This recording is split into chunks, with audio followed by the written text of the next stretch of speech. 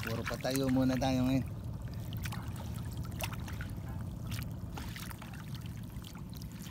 Wala na. Buro-buro na mga lods.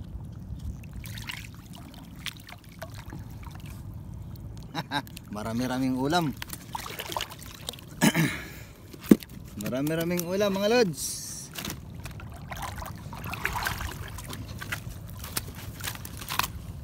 Mamaya na siguro. Malaki mamaya na yan. Ayan. Tingnan po natin dito sa dulo. Ayan. Mabanggaan na po mga lods. Magbabanggaan na sila. Kasi maliit na yung lambat. Sikip na.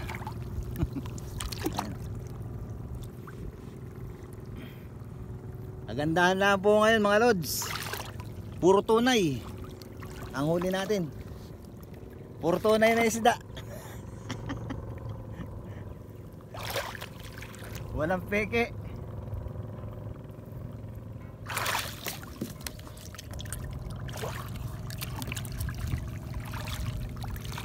Nakatatlo na po yung nakatatlo na po tayong dalag.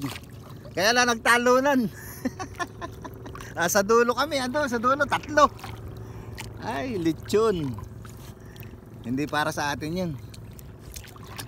Ito lang po yung para sa atin, plapla. Mga tilapia lang. Pagka kasi kung saan yung tahimik, doon sila tumatalon eh. Pag nandito ako sa kabila, lipatan sila doon sa kabila.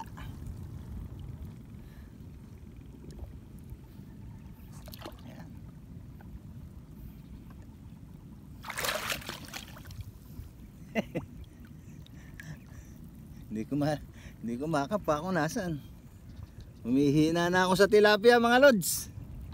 Sa tagal na hindi nakapang isda.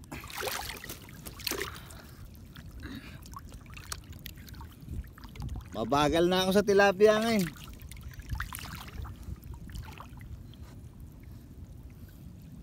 Ayun. Baka masampal.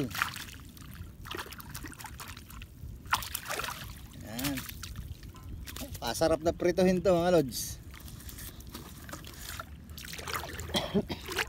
Ayan. Ayan, bali patapos na po tayo dito sa isa meron pa tayong doon, pugubin. Malaki-laki pa yan. Dito muna tayo sa isang dulo. Dito tumalon yung dalag kanina, 3. Sakit sa diwa. Buti na lang nakahuli po tayo isang maganda-gandang plapla. Ngayon pa. May umano pa mga lods. May mga tawag dito.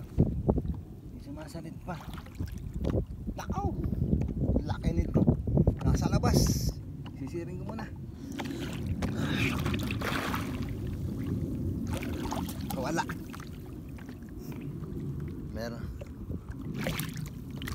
Meron po kasi meron tulos. Hindi natin naagapan.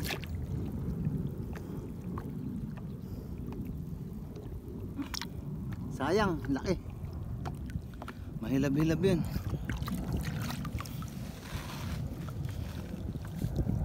Mahilab-hilab.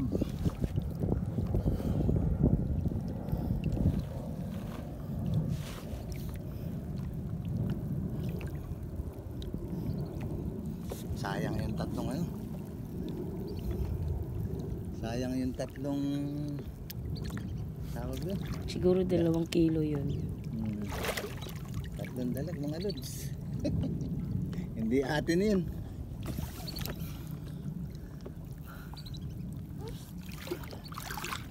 Mukhang pantilapia lang po talaga tayo mga lods.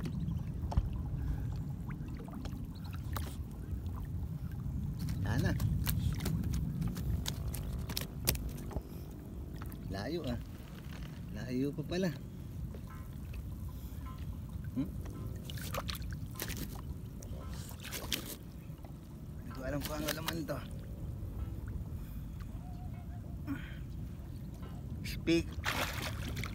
Speaker yata. Dami. Ayun. Lods. Meron pa rin pala pang ano. Ayan.